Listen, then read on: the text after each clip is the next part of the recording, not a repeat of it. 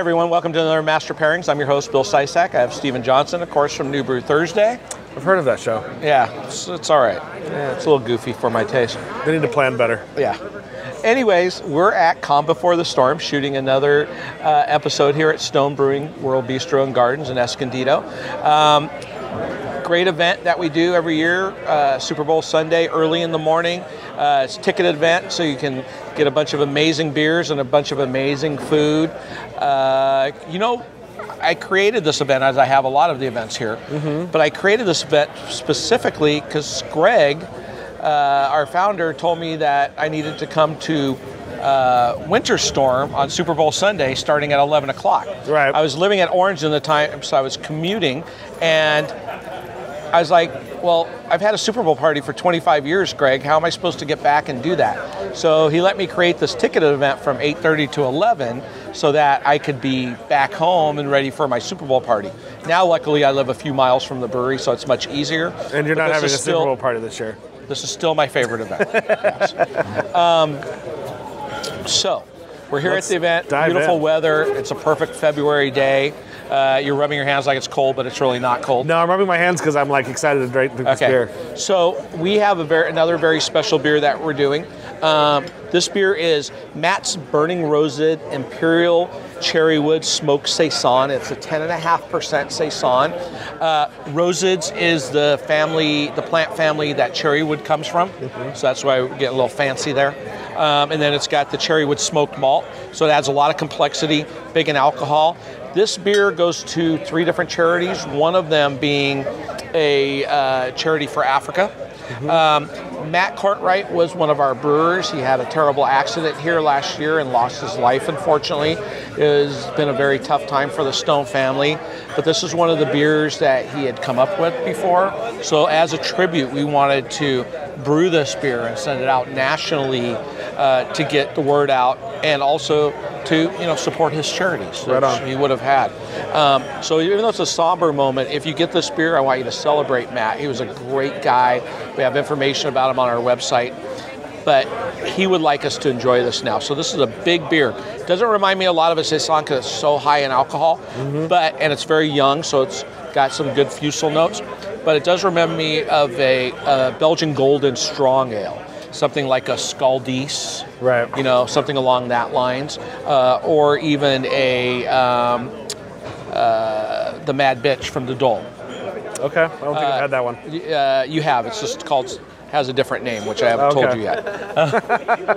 It's a secret. Dulteve. Oh, yeah. Okay. So Dulteve, but it's considered a sour, but it's also big. So enough of that. Let's cheers. Cheers to Matt. Love you, Matt. Smokiness, sweetness, little fusel alcohol notes. But the fusel is so it's so complimentary and not overwhelming. It is. It's one of those good things where with the smokiness right off the bat, I wish there were more big smoky beers. Brewers, take note. I mean, there's a lot of great smoked beers, but I wish there were big 11, 10, 12% smoked beers. It'd be amazing. John, our producer, who's also on New Brew Thursday and a home brewer, I can see his mind going. Yeah, because the last time I was at a beer fest, I kept thinking, where are all the big beers? Not big beers. Yes. Big beers with smoke. This beer's got a wonderful mouthfeel, huge pear and apricot and nectarine notes.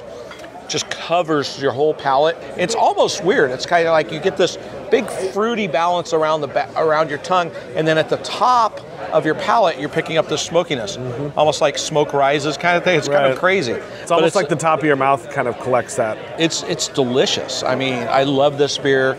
I've got my case. I'm laying it down. I mean, this is going to be an amazing beer for years to come. With it, once again, we have some of Tony Martin, our talented pastry chef's pastries.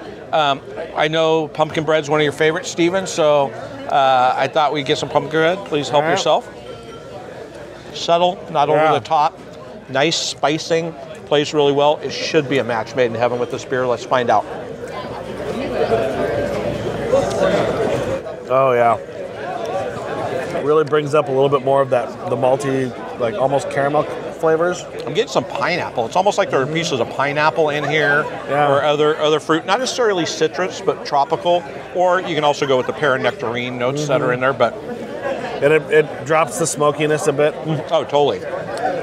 My only real problem with pumpkin things is that it's always too much. Right.